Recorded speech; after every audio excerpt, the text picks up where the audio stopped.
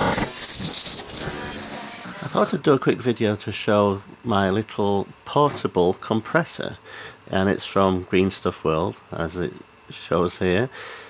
This is a really cheap compressor, and I'm going to have to do the conversion rate math because I got it from the UK, and the UK uses GBP and I bought it in CAD, so I'll have to do the pounds to US dollar conversion, so I'll put that in the description.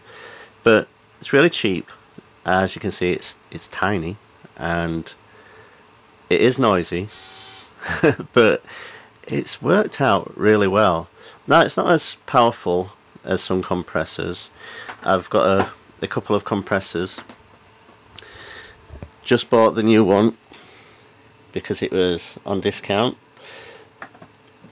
Michael's had a 50% off offer, so I thought I would get this nice quiet one. This is the bad boy I usually use, and that makes her a real racket. As you can see, it's well used.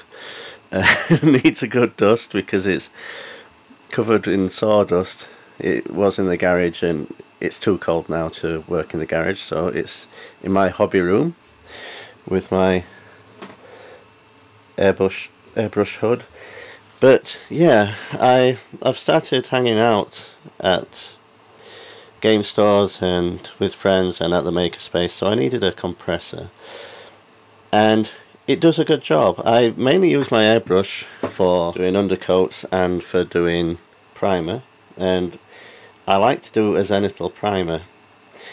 And in this weather, once it gets down below -10, -15, really can't do it outside, so I have to do it indoors, and I'm using an airbrush.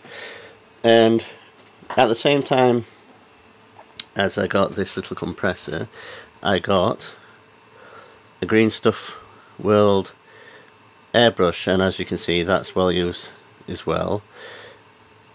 And the reason I bought this rather than use my existing airbrush is because this has got a big fat nozzle, and when you're doing primer, you really don't want a fine needle. You want to use something a bit bigger, so this is a 5.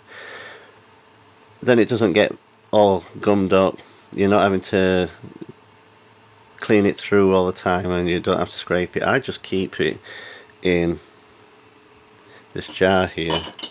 It's just always wet, and that means that I can just pick it out, give it a good spray and put it back. And if you're interested, the primer that's my go-to is the Vallejo stuff.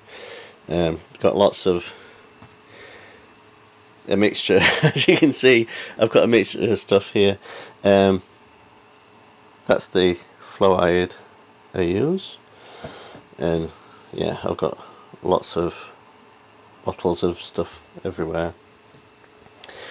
This is also useful for cleaning off. You can shove your airbrush in there, give it a couple of squirts, you're not having to breathe it in. Also got one of these. But yeah, the video today was about this bad boy. It charges via USB. As you can see, it's charging right now, and it's small enough to just throw in with a couple of paints and brushes and take it anywhere, so it's worked out really good. On Amazon there are basically the same thing without the branding, so it's not like you have to get it from Green Stuff World. I'll seek the links out for those. Can't speak to how good those are. This is obviously a white label thing, but yeah, it's worked out good. You'll get more power out of one of these guys or one of these guys, but for just doing some undercoat or for doing some primer, it's pretty good.